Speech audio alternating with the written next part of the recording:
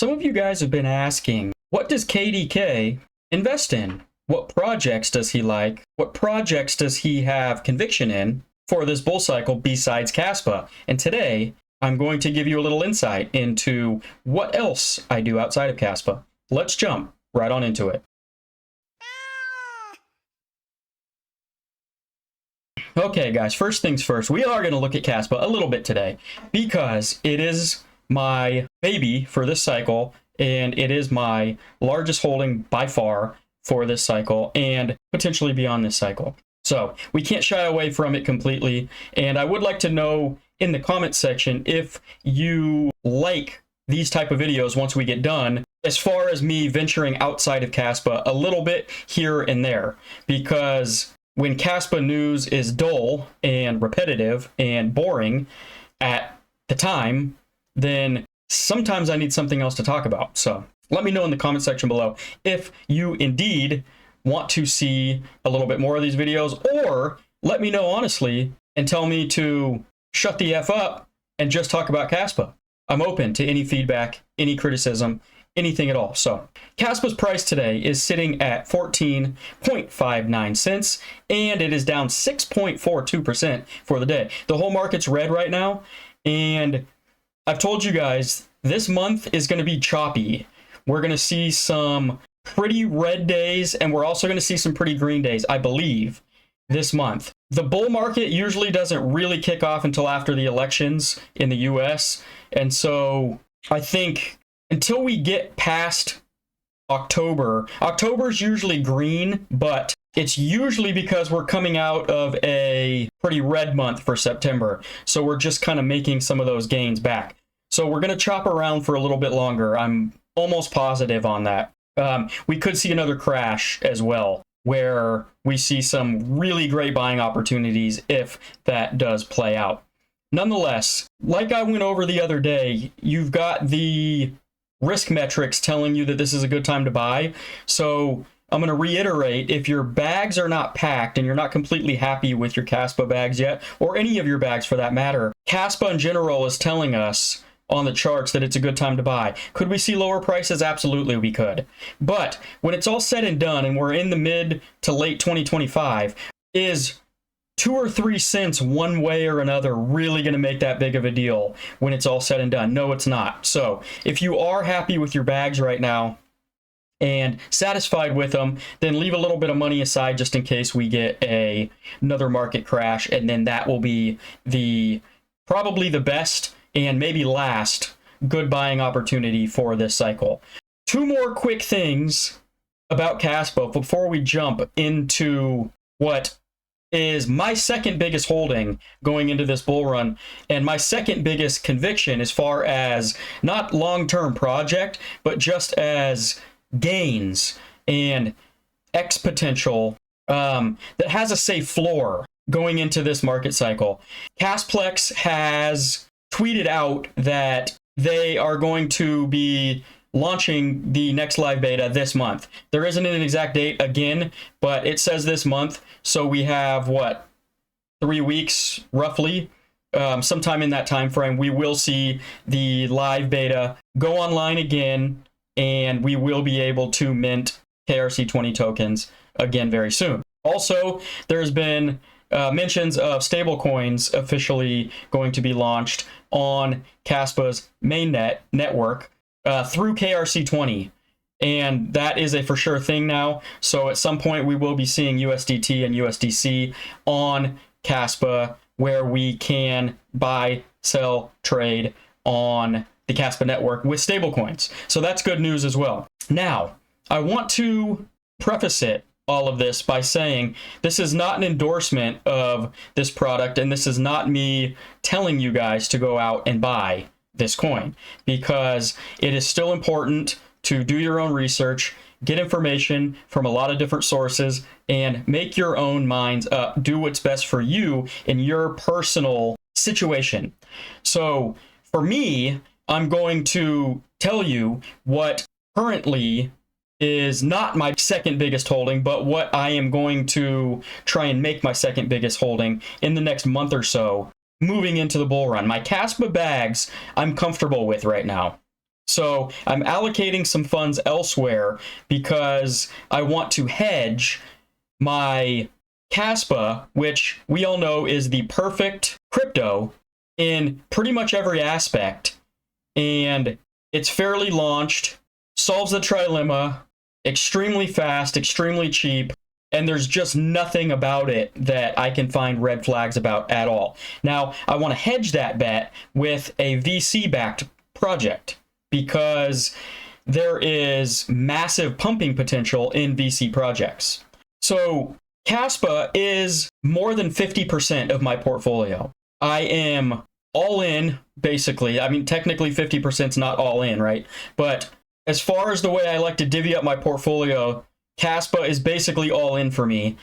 And Bitcoin and Solana are actually my second and third biggest holdings right now. I just sold half of my Bitcoin, and I'm putting half of that into Kaspa, even though I'm comfortable with my bag right now, and I'm putting half of that into this other project that I'm going to mention here in a second. So I also just sold a quarter of my Solana and put it into Kaspa. So those percentages are going down as we speak. And this next project, which is going to be Sui, I am trying to bring up into my second biggest holding for this bull run. And the reason being is because it's a new project, for one. This is going to be its first bull run, and it was created by a team that came from Facebook. And it's using a new programming language called Move. So it has a bunch of interesting factors to it, as well as a ton of money invested into it by VCs and big companies. And what I'm trying to do is make this about 10% of my portfolio. It's not going to even come close to what my Kaspa holdings are, but I want a bigger piece of this pie because I want, like I said before, I like to hedge the perfect all-around project that's fairly launched, Kaspa, with a project that's not fairly launched, that had allocations to the VCs, that had allocations to the team, but the amount of money that's backing this project gives me Solana vibes. And the backers themselves are very similar, and a lot of the same backers that backed Solana in the last bull run. And we all know what Solana did last cycle. It literally murdered almost everything else in the market. It went from under $1 all the way up to $250. And so my bet this cycle is that Sui, being a layer 1 with new technology, being Move programming, and it being its first bull cycle, and it having a team that came from Facebook, they are very respected in the technical world, not necessarily the crypto world, but in the tech space, coming from Facebook, that I think that this project has a lot of room to grow. And I think that if any project is going to replicate what Solana did last cycle, this might be it. Now, obviously, I am just guessing here. The tokenomics aren't all that great, and there are some cliffs that are set to come where the team is allowed to sell their tokens. Some probably will, some might not, because we're in a bull cycle and we're getting, close to where they're going to be potentially making a lot more money. So you've got to factor that in to your investment strategy, right? Which is why there's going to be a lower percentage of this than there is to the supreme, perfect on all facets project like Kaspa. So that is why I'm doing this, and that is why I am investing in this project. I think that this is another project that's going to break the top 10 this coming cycle, and I think it's inevitable, and I have a lot of confidence in it. And like I said, it has a safe floor because of all the backing that's behind it. Now, it's already listed on all of the top tier 1 major exchanges. So the pumping potential for that scenario is gone, but there's also the aspect of it's already listed on these exchanges, and the normie crypto investors can already buy it and will have access to it and may already know what it is at this point. So it's a double-edged sword, but like I said, my strategy this time around is to make sure that I have a horse in a couple different races, right? Because I think diversifying to a certain extent is good. Now, I don't blame anybody who wants to have 80% of their portfolio in Kaspa, because I think it's going to do very well. I think it's got at least a 20x left in it, and you're going to do very well. But I think the potential of having some percentage of your portfolio in VC-backed projects is appealing, and in my opinion, this is only my opinion, a good thing to do, so that you are covering all your bases. The only thing that you've got to worry about with the VC coins is when to sell. You've got to get out ahead of that. So I'll probably be selling it a little earlier than I will be some other projects. That's just kind of the way it works in, you know, the world of VC-backed projects. But there is a, in my opinion, huge ceiling for this project, and in my opinion, a very high floor for this project. So I consider it fairly safe, and I also consider it to have a massive ceiling as far as similar gains to what Solana did last cycle, if there's going to be a Solana of last cycle. And just all of the background things from this project scream the exact same as the background things from Solana last cycle, and so I'm taking a bet on this. I'm going to run it up to about 10% of my portfolio, and we'll see what happens. And just remember, guys, this cycle, everything that you invest in is going to make you money. Okay? Everything is going to go up, even XRP, even the projects that have been around for quite a while. You're going to make money on them if you bought them in the depth of the bear market.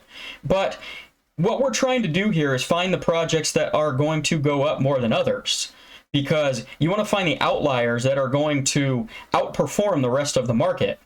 And typically those are brand new projects that have not been through a bull cycle and that are layer ones. Layer ones typically do the best out of anything else, except for maybe some meme coins. If you can pick the right ones, can do very well, and they can do crazy gains just because of the hype behind them.